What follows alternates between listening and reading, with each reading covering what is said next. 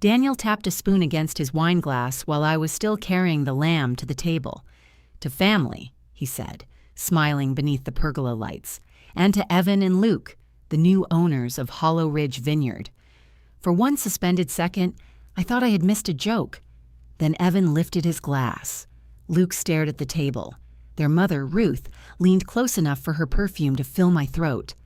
"Smile," she whispered, gripping my wrist. "Accept it graciously for once." Across the table, Graham Vale opened the leather folder Daniel had told me contained a distribution proposal. He read the first page, then the second. His eyes came back to me.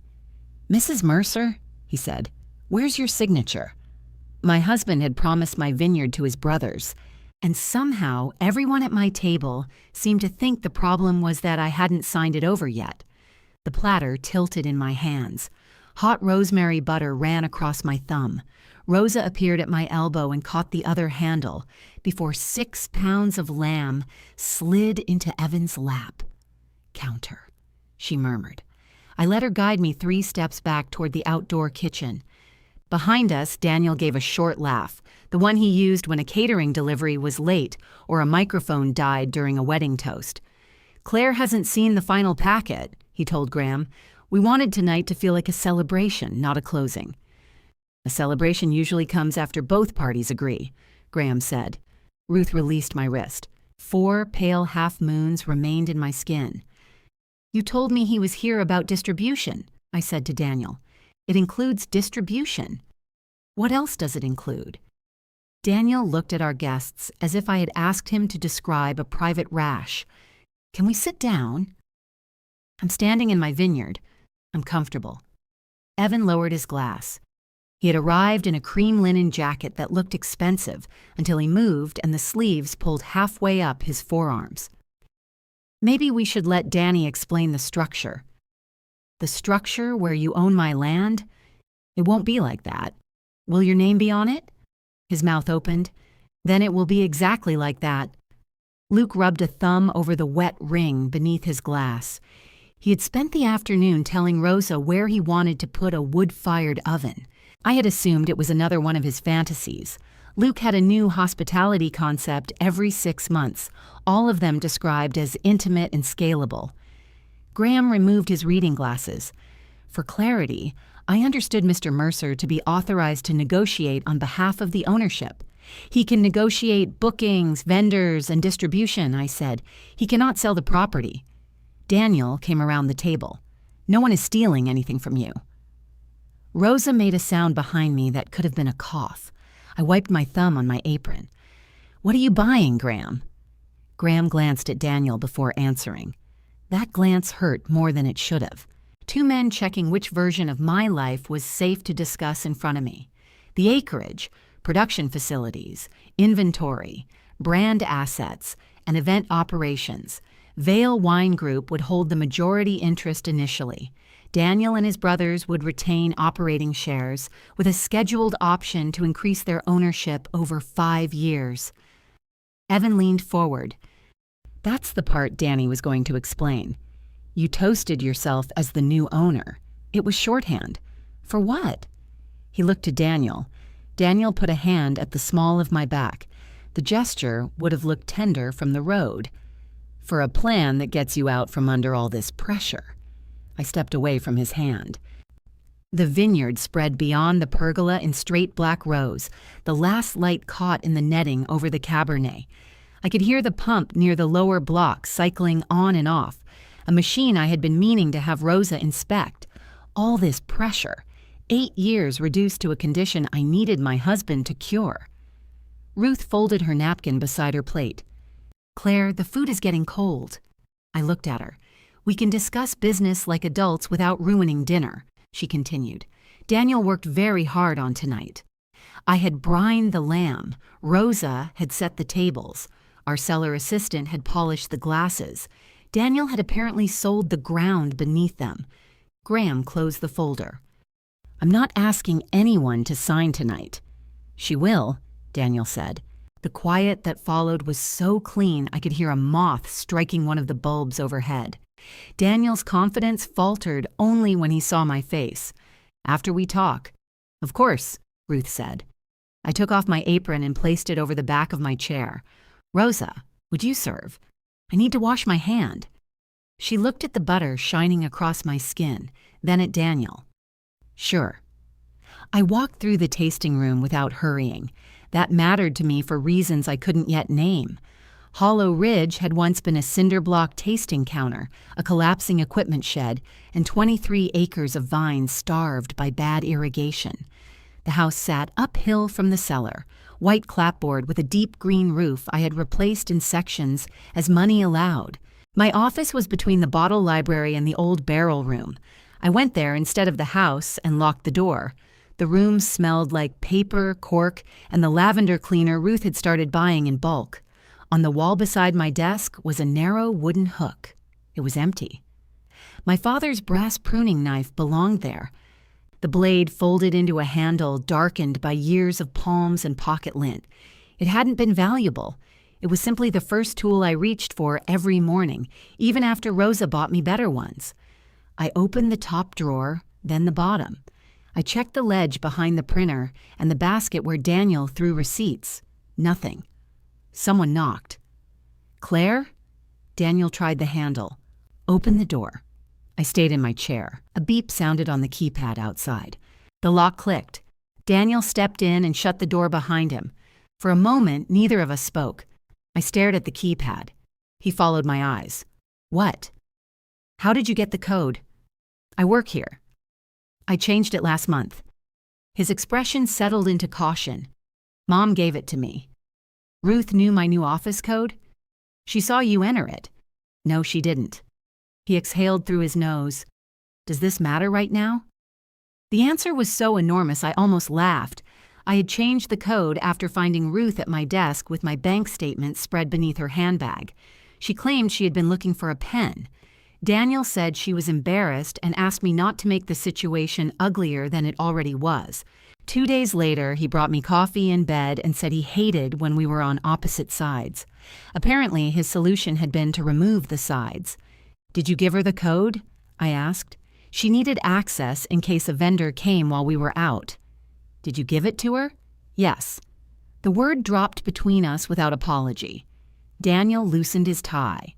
He looked handsome in the tired, familiar way that had once made me feel chosen. Dark hair falling across his forehead, sleeves rolled unevenly, the faint scar on his chin from a broken wine glass, our first harvest together. Graham is a serious buyer, he said. This is the best offer we're ever going to see. I'm not selling. You haven't read it. I didn't need to read our marriage license before deciding whether to marry you. That's dramatic. So was announcing your brothers as owners at my dinner table. Our dinner table. My land. His jaw tightened. There. That. Every time we talk about the future, you drag us back to what was yours before me. Because you just tried to sell it. I tried to build something sustainable. It was sustainable before you. You were working restaurant shifts at night to cover payroll. 8 years ago. And last February, we moved money from the event account to cover bottling. Then you discuss bottling with me. You don't offer Evan the vines. He knows construction, Luke knows hospitality, Graham brings capital. I know events and sales. You'd keep creative control without waking up at 4 because a frost alarm went off. The pitch came too smoothly. He had rehearsed it, probably more than once. Maybe in this office, with his mother sitting in my chair. What did you tell Graham I wanted? Daniel glanced toward the door. That you were tired. Am I? You are. I asked what you told him, that you were ready for a change. A laugh escaped me, small and sharp. Did I say that? You say it every day in different ways. You complain about the pump, payroll, distributors, wedding clients. Complaining to my husband is not authorization to erase my life. No one is erasing you. Graham wants you to stay as consulting winemaker. Consulting. You'd have a salary without carrying all the risk. And your brothers, operating partners, owners. Eventually. What did you promise them? He looked away for half a second. That was the first honest thing he did all night. Daniel. Equity if they hit performance targets. You promised them part of Hollow Ridge. I promised them an opportunity, using my property, using our business. The distinction seemed to comfort him. Outside, someone laughed too loudly. Evan, probably filling the silence with one of his stories. Silverware touched plates. Rosa was serving the meal because guests still needed feeding, even when the hostess discovered she had been invited to her own dispossession. I lowered my voice. How long? We started talking seriously 6 weeks ago. Who is we? He hesitated. Your mother knew. She helped bring everyone to the table. Your brothers knew. Obviously. Graham knew. He needed preliminary numbers. Rosa. No. The relief I felt was humiliating. Daniel pulled the other chair close to mine. I knew you would react to the idea before you understood it. You knew I would say no. I knew fear would say no. There had been a time when that sentence would have worked on me. Daniel had a gift for making my resistance sound like an injury he could love me through. When I refused to expand weddings into the lower field, I was afraid of growth. When I objected to Ruth hosting brunches in the house, I was afraid of family. When I asked why Evan's contracting crew had charged us for work I never approved, I was afraid to trust. He reached for my hands. I put them under the desk. Come back outside, he said. Have dinner. Let Graham walk you through the numbers. You don't have to sign tonight. But I will later. I believe you'll make the right choice. For whom? His face changed then. Not guilt, irritation. For us, Claire. There it was. Us, a word he could stretch until it covered anyone but me. A knock sounded and Ruth opened the door before either of us answered. She had a key in one hand and my apron folded over her arm. You both need to stop this, she said. I looked at the key. Green plastic tag stamped office. Where did you get that?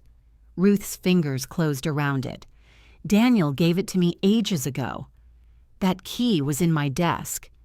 You're upsetting Graham, she said. He may withdraw the offer. I haven't made him an offer. He drove 2 hours because Daniel told him this family was prepared to act professionally. This family? She placed my apron on a filing cabinet, careful and neat.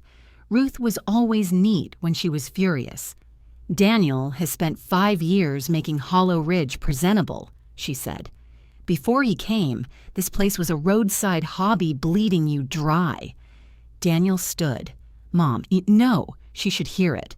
Evan and Luke are trying to build stable futures. Daniel found a way to help everyone, including his wife, and she can't even sit through dinner without making him look dishonest. He is dishonest. Ruth's mouth tightened. He knew you would punish him for asking. For one strange moment, I saw what Daniel had inherited from her. Not the dark eyes or the skill of making strangers feel included. The certainty that another person's refusal was cruelty. Ruth held out my apron. I didn't take it. Smile, she said again, quieter now. Go back to the table and let your husband finish what he started. Daniel watched me. That was the unanswered question beneath every other one.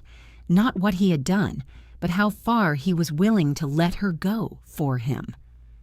I stood and took the office key from Ruth's hand. Then I walked past both of them, returned to the dinner, and sat across from the man who intended to buy my vineyard. Graham reached for the leather folder. Not yet, I said. Daniel took his place beside me. Beneath the table, his knee pressed against mine like a warning disguised as intimacy. I lifted my wine glass and looked at Evan, Luke, Ruth, and finally, my husband. To clarity, I said. No one drank. I turned to Graham. Tomorrow morning, you're going to tell me exactly what Daniel promised you. Then my brothers-in-law are going to tell me what they believe they own. Evan's face reddened.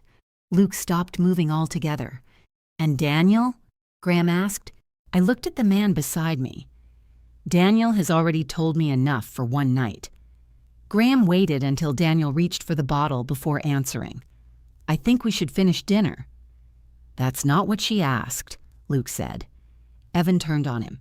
She didn't ask you anything. I'm sitting right here. So sit. Ruth closed her eyes briefly, as if this was the vulgarity she had feared all evening. Luke pushed his plate away. Danny said we were buying in. He said Graham's company would carry the property for 5 years. Then we'd have options tied to revenue. Evan gets the event side. I get the tasting room and restaurant program. You get? I asked. He winced. That was how he put it. And Daniel? Managing partner. My husband set the bottle down without pouring. This is why we needed a proper presentation. Evan laughed. Yeah, Luke, maybe let the person with an actual stake explain it. What stake? I said. His laugh stopped. Graham slid the folder into his leather bag. Mrs. Mercer, I'll be here at 9. I'll bring the correspondence and the current draft. You're entitled to review both. Daniel's chair scraped back. Correspondence with me. About her property. About our business. Graham looked at him for a long moment. He was in his late 50s, silver-haired and broad through the shoulders, with a habit of smoothing his left cuff before saying something unpleasant. I'm not interested in purchasing a lawsuit, he said. That ended dinner more effectively than any argument could have. Evan left first. He took the lamb I had packed for him and forgot his expensive sunglasses on the table. Luke carried 3 plates into the kitchen before Ruth told him not to make himself look guilty. He put them down so hard one chipped. Ruth stayed long enough to wrap the untouched potatoes and tell Daniel that he could sleep at her rental if I became unreasonable. You mean if I lock him out of the place he just sold? I asked. She pulled the plastic wrap tighter. I mean, if you confuse a business disagreement with a marriage. Daniel drove her down the hill. I watched his taillights move between the vines, disappear behind the equipment shed, then reappear near the gate. When I turned around, Rosa was wiping the same section of counter for the 4th time. You knew Luke wanted the tasting room, I said. Luke wants every room with a liquor license.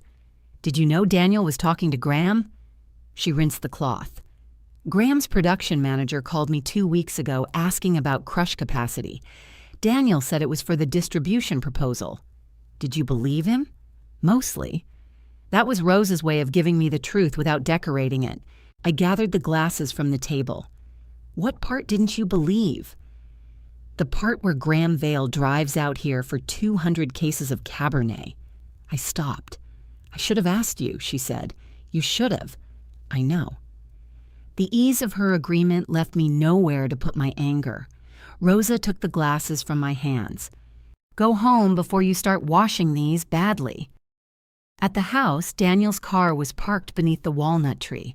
He sat at the kitchen island with his tie off and his phone face down beside him. Between us lay the long table Ruth had ordered without asking because she said the old round one made the room look cramped.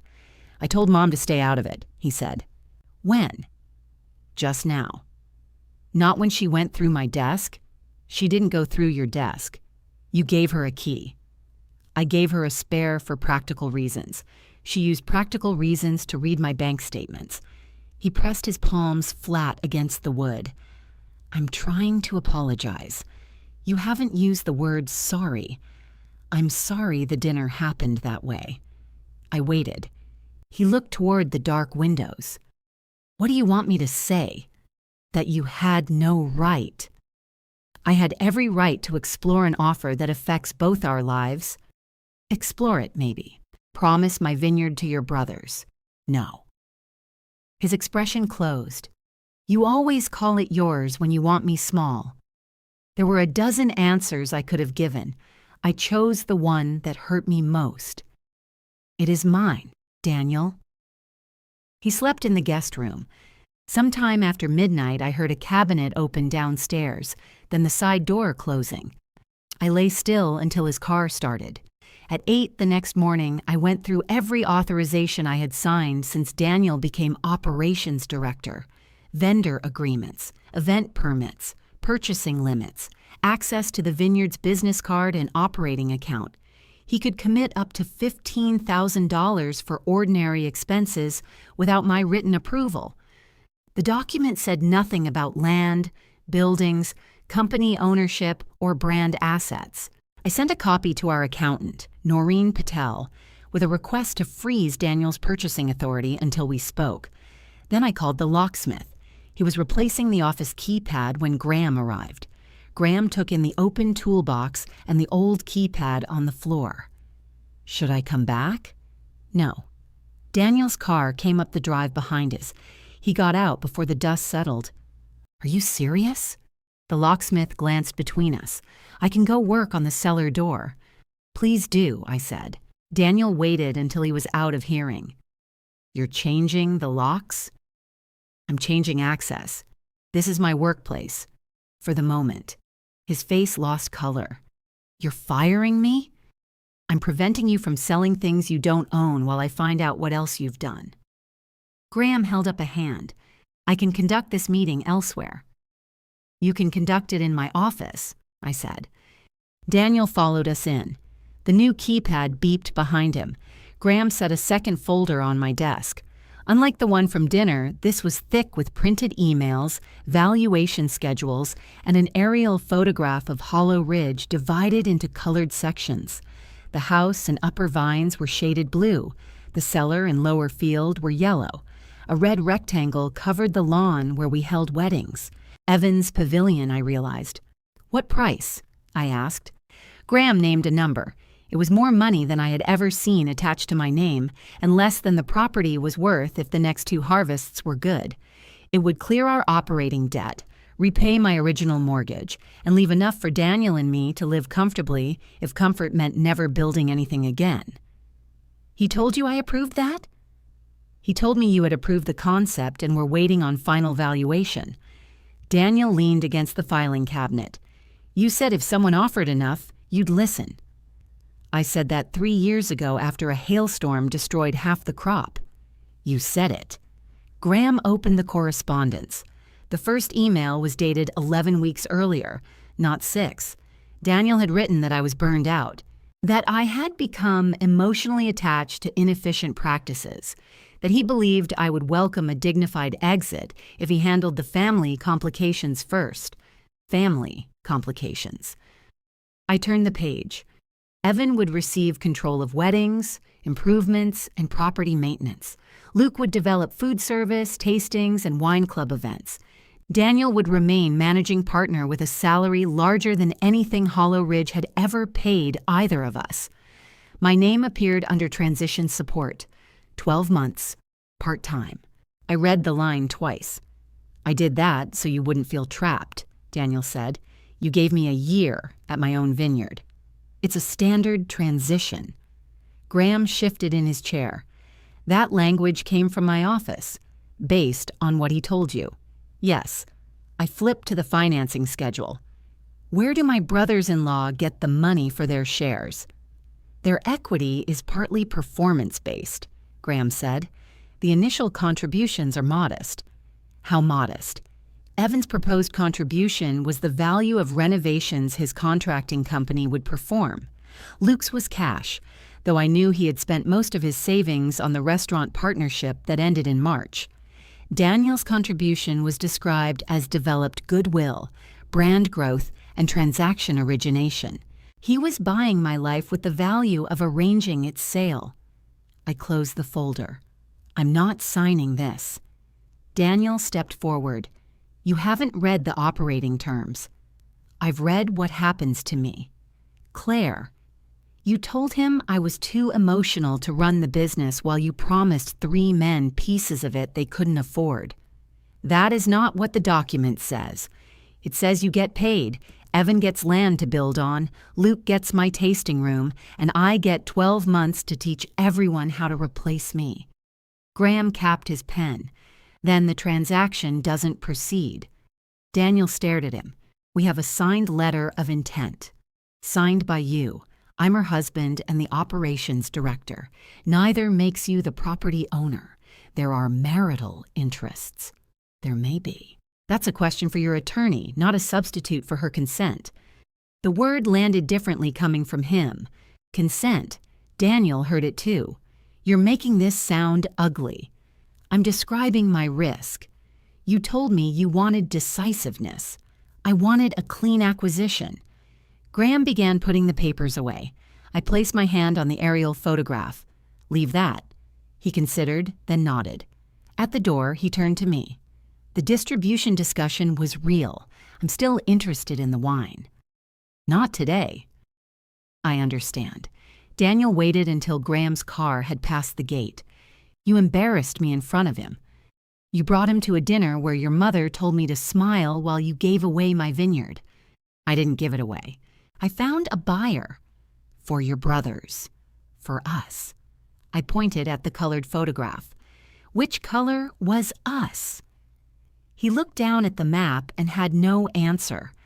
By noon, the locksmith had changed the office, cellar, equipment shed, and side entrance to the house. I gave codes to Rosa, our cellar assistant, and the harvest crew supervisor. Daniel's code opened the tasting room during business hours and nothing else.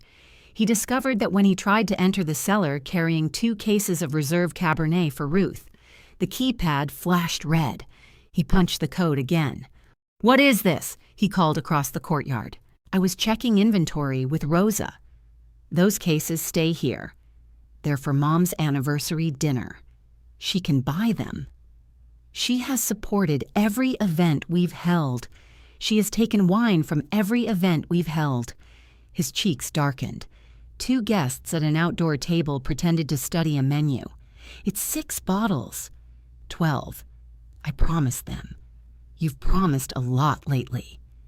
He set the cases down hard enough to make the glass knock together. Rosa waited until he walked away. "You know he's going to turn this into you counting every grape his mother eats." "I'm counting cases." "I'm not saying you're wrong." "That usually means you're about to." She checked a line on the clipboard. "I'm saying locks feel good. They don't fix cash flow." Noreen called before I could answer. Daniel had committed $38,000 to Evan's company for site preparation and pavilion materials. $15,000 had already been paid in 3 separate invoices, each just below his approval limit. Another payment was scheduled Friday. "Stop it," I said. "I can stop the payment," Noreen replied. "But the distributor transfer we expected this week hasn't arrived."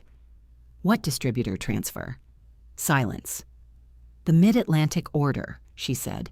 "Daniel told me you knew." I looked at Rosa. "The fall Cabernet order?" Her expression sharpened. Noreen continued. "They canceled yesterday. Quality concern, according to the email. We're short for bottling and payroll unless event deposits cover the gap." Our biggest recurring buyer had canceled 48 hours before Daniel's planned sale announcement. I found him in the tasting room charming a table of tourists as though nothing had changed. He finished describing the plum notes, excused himself, and followed me outside. "When were you going to tell me about Mid-Atlantic?" His eyes flickered. "Yesterday," he said, "before or after you sold the vineyard." They didn't cancel because of the wine. Graham's team approached them about consolidating distribution once the acquisition closed. They paused the order. "You let Graham interfere with an active account?" It was supposed to create better terms. For whom? For the new company. There is no new company. He rubbed both hands over his face. For the first time since the toast, he looked frightened. "We can't make payroll without that order," I said. "We can, if you sign." There it was. Not an accident. Not just arrogance. Pressure. Daniel lowered his hands. "I didn't plan this part. But you knew it could happen. I knew the old arrangement might change. And you let it change before I agreed." He glanced toward the courtyard, checking who could hear. "Graham's offer fixes the problem," he said quietly. "You helped create the problem." "I created leverage." The word seemed to surprise even him. From the lower field came the grind of a truck shifting gears. A flatbed rolled through the service gate, carrying stacks of lumber wrapped in white plastic. Evan Mercer Construction was printed across the door. Rosa stepped out of the cellar behind us. "Claire?" Daniel looked toward the truck, then back at me. "He wasn't supposed to start until Monday," he said. "Monday for what?" Daniel didn't answer quickly enough. I walked past him toward the lower field. Evan had already climbed out of the truck and was directing 2 workers toward the unopened service gate.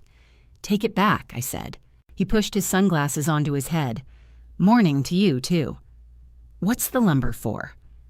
"The pavilion footings." "There is no pavilion." "There will be. Not on my property." Evan gave Daniel a look. "You said she'd have a few questions."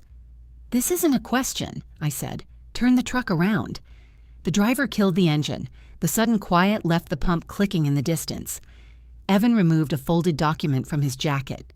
"I have a contract." "With Daniel." "With Hollow Ridge Vineyard. Signed by Daniel. He's the operations director. He was. His purchasing authority was suspended this morning." Evan looked at his brother. "You want to explain that?" Daniel came down the slope slowly. "It's temporary." "Then this is temporary." Evan shook the contract. "My crew is booked. Materials are paid for. I'm not eating the cost because you two had a fight." "You invoiced us 3 times for one deposit," I said. His eyes narrowed. "What?" $14,800, $14,600, $8,600. One project, split below Daniel's approval limit. That's how mobilization billing works. That's how avoiding my approval works. One of his workers stared at the ground. Evan stepped closer. "You think I'm stealing from you?" "I think you were willing to start construction on land you knew I hadn't agreed to sell." "Danny said you agreed. Last night you said he was going to explain it to me." His mouth flattened. Daniel put himself between us. "The materials can stay in the equipment yard while we sort this out." "No," I said. "It's already here." "That doesn't make it ours." "It is ours," Evan snapped. "You paid for it." "Then issue a refund and take it back." "I ordered it for this site." "You ordered it before the owner approved the project. You're unbelievable, and you're blocking a working service road." Rosa came down beside me, clipboard still in hand. "Truck has to move. Fruit delivery comes through here at 2. Evan laughed once. "Of course you're on her side. I'm on the side that doesn't leave lumber in front of grapes." The driver started the engine again. Evan pointed at Daniel. "You fix this by noon." Then he climbed into the cab, and the truck backed down the service road with its warning alarm crying between the vines. It should have felt like a victory. Instead, all I could see was $38,000 tied up in lumber while payroll waited. Noreen found enough in the event account to cover 1 week if we delayed a cork shipment and moved the mobile bottling appointment. Delaying bottling meant storage costs. Canceling it would send us to the back of the schedule during the busiest month of the year. By mid-afternoon, I had heard every version of the same sentence. If the sale were happening, this wouldn't be a problem. Daniel said it in my office doorway. Noreen said it more gently over the phone. Even Rosa said Graham's money would stop the bleeding, while we stood beside a tank of Cabernet that had no bottles to go into. "I thought you were on the side of grapes," I said. "I am. Grapes cost money." "So I should sign because Daniel sabotaged an order?" "I didn't say sign his deal. You said Graham's money." "I said we need money. You're hearing betrayal in arithmetic." I turned away from her. Rosa caught my arm. "Don't do that." "Do what?" "Make me choose between agreeing with you and telling you the truth." I looked at her hand until she released me. The cellar was cold enough that our breath almost showed. Above us, the old beams creaked as the afternoon warmed the roof. "I can keep the crew here through Friday," she said. "After that, if you don't know where payroll is coming from, I have to tell them." "I know." "They deserve time to make decisions." "I know." And Graham is still interested in the wine. I hated that she was right most when I wanted her loyalty to be simple. When I returned to the house, Ruth was standing on a chair in my kitchen, taking serving platters from the top cabinet. The side door keypad had been changed, but Daniel's business hours code still opened the tasting room. He had let her through the connecting hall. "What are you doing?" She climbed down with my blue ceramic platter tucked under her arm. "These are mine." "That one isn't. I bought it for your engagement dinner. You gave it to us. And now I need it." 3 canvas bags sat by the door filled with linen napkins, wine openers, candles, and 2 of my table runners. "Put it back." She set the platter on the island. You've made your point. I haven't made one. I've changed access to my business. You locked my son out of his home. He slept here last night. He told me he had to use a limited code. To the cellar. Is Daniel sleeping in a barrel now? Her nostrils flared. You think being clever makes this less cruel. I began returning things from the bags to the drawers. She grabbed a bundle of napkins first. Those belong to the family. They belong to Hollow Ridge. There wouldn't be a Hollow Ridge anyone cared about without Daniel. Then you should have no trouble building another one. She stared at me, and for a moment something beneath her anger became visible. Fear, maybe. Not of losing the vineyard itself, but of losing the proof that her sons had arrived somewhere. Evan has debts, she said. Luke came out of that restaurant with nothing. Daniel finally found a way to put them on solid ground. On my ground. You married him. I did. Marriage means you stop keeping a private exit under your feet. The vineyard isn't an exit. It's always been the thing you could choose instead of him. Her accuracy landed where her cruelty usually missed. Before I could answer, she picked up the platter and walked toward the hall. I took it from her hands. Ruth's face changed. Daniel will remember this. So will I. I carried the platter to the cabinet and locked the house door behind her. The next morning, blue survey flags appeared along the lower field. I pulled up the first one, then another. They ran beside the old Cabernet row where the vines curved instead of marching straight because the original grower had planted around a shelf of rock. At the end of the row, the soil was torn open. 4 vines lay on the ground with their roots exposed. 2 more had been cut at the base. Evan stood beside a rented mini excavator, talking on his phone. I didn't remember crossing the field. He lowered the phone when he saw me. Before you start, this is site evaluation. You ripped out my vines. They were in the access path. There is no access path. There has to be if you want event permits for the pavilion. There is no pavilion. Daniel said the financing issue was being resolved. Daniel's car was parked near the tasting room. He had known Evan was here. I crouched beside one of the uprooted vines. Fine roots clung to dry clods of earth. This row produced uneven fruit and barely half the yield of the newer blocks. Every year, Rosa suggested replacing it. Every year, I said not yet.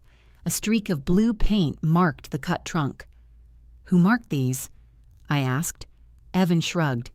Ruth helped me yesterday. My mother-in-law decided which vines to remove? She knew which row Daniel meant. I stood. Get off the property. I have a contract. Get off now or I call the sheriff and have you removed for trespassing. His confidence slipped. You'd do that to family? You already did it to family. He backed the excavator onto its trailer while I watched. Daniel came down only after Evan drove away. I told him not to cut anything, he said. You gave him access. I told him to survey. You knew I said no. I knew we needed to understand our options. I pointed at the vines. Those were not your options. He looked at the exposed roots. For a second, real regret crossed his face. I can replant them. No, you can't. Claire, you don't get to break a thing and offer labor as permission. He stepped toward me. I'm trying to save us. From what? From the way you love this place more when it hurts you. I wanted to dismiss it. Instead, the words entered cleanly. Daniel had seen me through frost nights, failed fermentations, and seasons when the numbers worked only because I didn't pay myself. He had held my shoulders while I cried over a spoiled tank. He had also learned to use every wound as evidence that I could not be trusted with my own life. I did love you here, I said. That was never the same thing as loving this more. His eyes filled, but his voice hardened. Then prove it. Choose the life we can have after this. You already chose it for me. I left him standing among the roots. In the equipment shed, I found the brass pruning knife in a cardboard box marked Donate. It lay beneath 3 cracked pitchers and a bundle of rusted corkscrews. Blue paint smeared the handle. I carried it to Rosa. She turned it over in her palm. Ruth used this to mark the row. Rosa opened the blade. The edge was nicked where someone had hacked at wire or wood. She said it was clutter, I said. Rosa fetched a whetstone from the tool cabinet.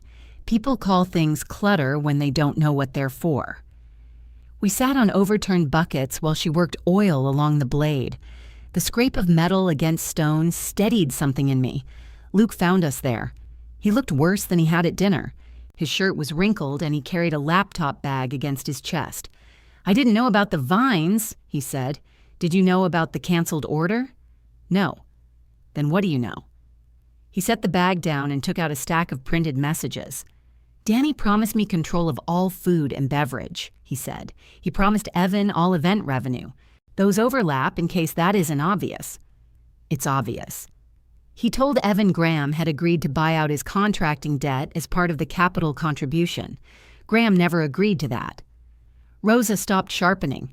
Luke handed me another page. "And Daniel's contribution isn't just goodwill. He told us he was putting in cash after closing." "Whose cash?" Luke looked at me. "I thought yours." The messages included a private spreadsheet Daniel had sent his brothers, credit cards, a personal line of credit, loans from Ruth, nearly $90,000, much of it connected to event advertising, client entertainment, and deposits he claimed would be reimbursed after the sale. One line was labeled EM Resolution. "Evan Mercer?" I asked. Luke nodded. "Daniel guaranteed some equipment when Evan's business started slipping. He said selling would clean up the family exposure. The Vineyard was not only their future. Daniel had offered it as payment for choices they had already made. Why give me this?" Luke sat on the bucket opposite mine.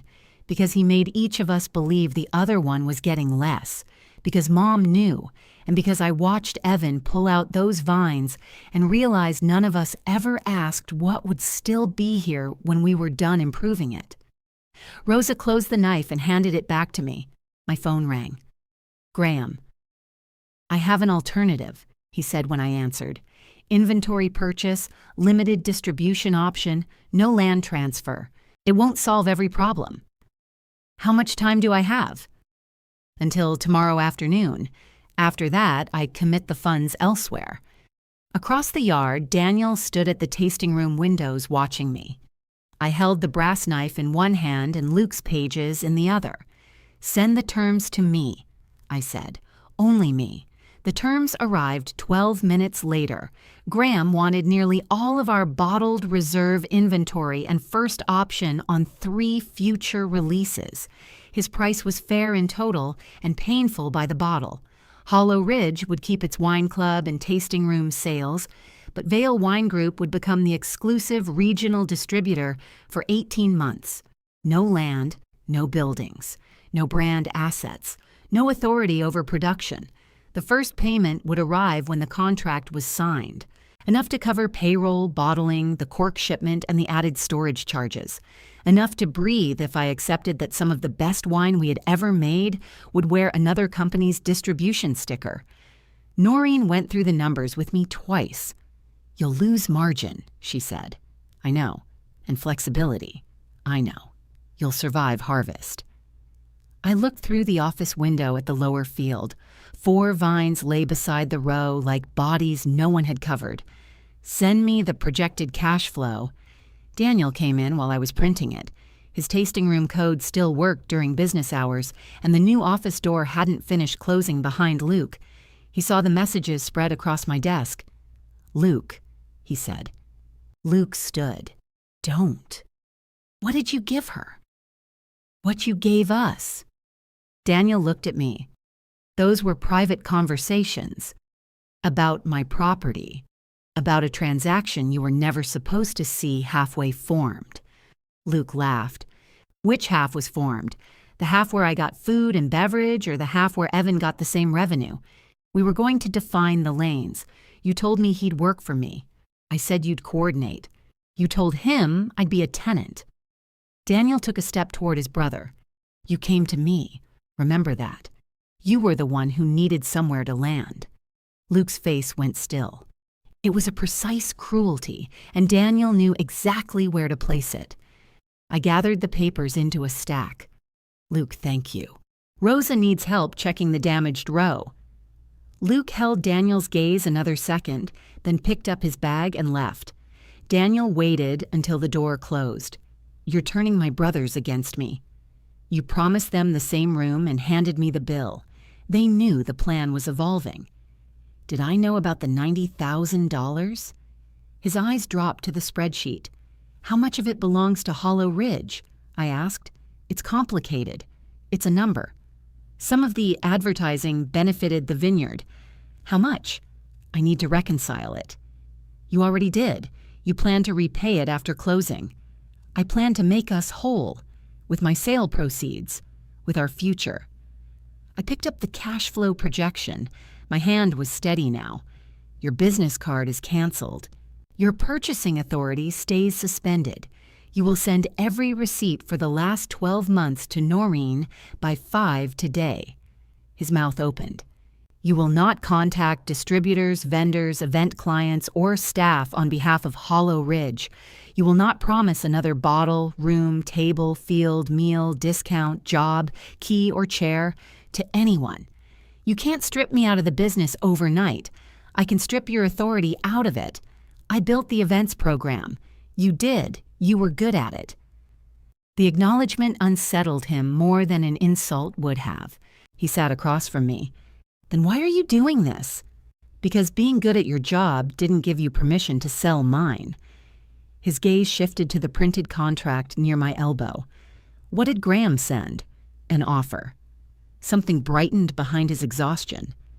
For the Vineyard? I didn't answer. He leaned forward. Claire, if you're willing to talk to him, we can still fix this. The brothers' shares can change. Mom doesn't need access. I'll step back from managing partner for the first year if that helps. The speed of his concessions told me he still thought the land was moving beneath us. He would surrender every visible prize to keep the transaction alive long enough to pay what he owed. What happens to Evan's guarantee if there's no sale? I asked. Daniel rubbed the scar on his chin. I'll deal with Evan. How? I don't know yet. And your credit cards? I'll deal with those too. With what income? He looked toward the window. There it was again, Hollow Ridge as his answer to every question, even after I had removed it from the conversation. I need to see Graham's offer, he said. No, I'm your husband. That didn't help me see yours. He stood so abruptly the chair struck the wall. You want me to beg? I wanted you to ask. He left without another word. At 4:30, Rosa and I called the staff into the barrel room. 11 people stood among stacked cases and hoses. The cellar crew, tasting room staff, harvest supervisor, and 2 event coordinators Daniel had hired. One of the coordinators, Maya, crossed her arms. Daniel said the Vineyard might close. It isn't closing. He said you rejected emergency financing without reviewing it. I reviewed the sale contract he negotiated without my knowledge. I rejected it. A few people looked at one another. I told them Graham had disrupted the distributor order in anticipation of buying Hollow Ridge. I told them payroll would arrive on time if the inventory agreement passed final review. I told them Daniel no longer had authority to direct Vineyard business. The seller assistant raised his hand halfway, then dropped it. Are you two getting divorced? The question moved through the room without anyone looking at me.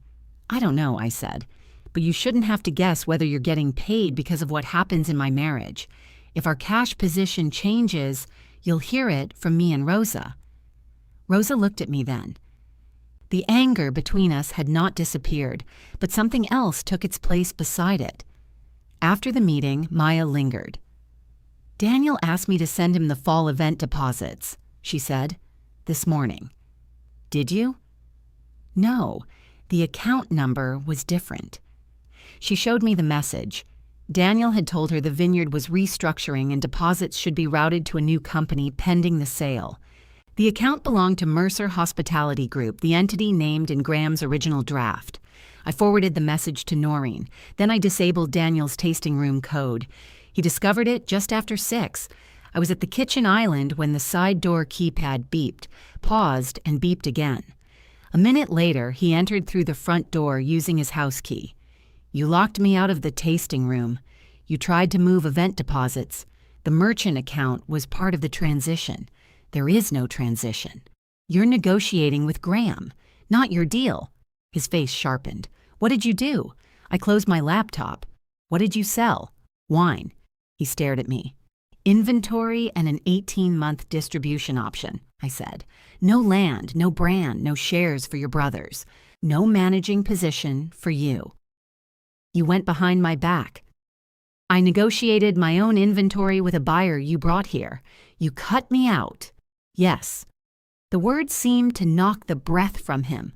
I understood then that Daniel had never believed I would do it. Refuse, argue, cry, delay. Those possibilities had been built into his plan. He knew how to manage my resistance because he expected to remain necessary while I resisted. What he had not expected was subtraction. "The price will be terrible," he said. "It's lower than I wanted. You'll lose the direct accounts. For 18 months. You can't handle distribution on top of harvest. Graham will handle distribution. That's the point. He'll squeeze you on the future releases. Probably. You're making a bad deal to punish me. I'm making a limited deal to survive the pressure your good deal created." He paced to the sink and back. "This affects my debt." "I know." "Evan can come after me on the equipment guarantee." "I know." "And you don't care?" "I cared so much about keeping you comfortable that I didn't ask what comfort was costing me." He looked wounded, genuinely. That was the worst part. Daniel could betray me and still feel betrayed when I stopped absorbing the consequences. "My debt became yours when we married," he said. "Some of it may be. Noreen will help separate business expenses from personal ones. I'll meet obligations that are actually mine. And the rest? You'll deal with it." He gave a broken laugh. "That's marriage to you?" "No. That's what's left after you used marriage as collateral without telling me." He slept at Ruth's rental that night. By 10 the next morning, Ruth had called Rosa twice and Graham 3 times. Graham forwarded me a voicemail in which she described me as exhausted, irrational, and too emotionally attached to old vines to understand responsible ownership. "She's persistent," he said when he arrived. "She thinks persistence changes ownership. She also believes Daniel can authorize the original sale under marital property rules. What do you believe?" "I believe my counsel won't approve a purchase without the titled owner's signature." He carried both leather folders into my office. The original sale contract was in the thicker one. The inventory agreement waited in the other, marked with yellow tabs. We went through every paragraph. Graham did not soften the terms because Daniel had lied to him. Vale would receive priority, inspection rights, and a discount if I failed to deliver the future releases on schedule. If the coming harvest went badly, I could owe wine I did not have. "I can reduce the 3rd release commitment," I said. "Then the advance drops. I need the advance where it is. Then I need the volume." We worked for 2 hours and moved 3 sentences. Rosa joined us with production records and challenged Graham's estimate for the lower block. He challenged her spoilage allowance. They argued over percentages until I could hear respect entering the irritation. We reached terms shortly after noon. Graham's counsel updated the agreement remotely and sent signature copies. I asked Noreen to confirm the payment schedule one last time. Then I invited Daniel to attend at 3. I did not invite Ruth or his brothers. All 3 came. Evan wore the same cream jacket. Luke stood apart from him near the cellar door. Ruth carried a bottle of our reserve Cabernet, the vintage from the night Daniel proposed, and set it in the middle of the conference table. "A proper agreement deserves a proper bottle," she said. Her confidence told me Daniel had not explained which agreement we were signing. Daniel took the seat beside me. "Thank you for reconsidering." I considered everything. Evan looked around. "So what are the revised shares?" "There are no shares," Graham said. Ruth smiled as if indulging bad manners. "Daniel told us Claire had accepted the necessity of the sale." "I told you she was meeting with Graham," Daniel said. "You said the crisis had clarified things." It did, I said. Graham placed the inventory contract on the table. Beside it, he set the original purchase folder from our dinner. "We are not proceeding with the acquisition of Hollow Ridge," he said. "Vale Wine Group is purchasing specified inventory and receiving a limited distribution option." Evan turned on Daniel. "You said she was signing." "She is signing," Daniel said. His voice was quiet. He was looking at the single signature line on the new agreement. Ruth pushed the wine bottle toward me. "Claire, you cannot keep changing the terms every time you're upset." "I didn't change Daniel's terms. I rejected them." "You're destroying 3 futures to protect a piece of paper. The paper protects the future you tried to give away." Graham opened the original folder. "For the sake of clarity, this document cannot proceed." He turned the sale contract toward me. My name appeared under owner and seller. The space above it was blank. The whole week seemed to narrow to that line. The toast, Ruth's hand around my wrist, the blue marks on the cut vines, Daniel telling me fear would say no. Graham looked directly at me. "The buyer requires your signature," he said. Daniel's fingers tightened on the edge of the table. I let the blank line remain blank. Then Graham moved the sale contract aside and placed the inventory agreement in front of me. Only my name appeared beneath its signature line. I signed. Graham signed after me, closed the folder, and handed the original purchase contract back to Daniel. Evan stood. "What am I supposed to do with $38,000 in materials?" "Refund the $15,000 you received," I said. "After that, talk to the person who hired you. My business can't absorb that." Luke spoke from the wall. "Then sell the materials." Evan stared at him. "Whose side are you on?" "My own, finally." He removed a packet from his bag and set it before Daniel. "I'm withdrawing from Mercer Hospitality. I never contributed cash, and I'm not signing anything now." Ruth turned to him. "After everything Daniel tried to do for you?" "He tried to make us partners without letting us compare promises." Daniel didn't defend himself. He sat with the dead contract beneath his hand. Graham gathered his papers.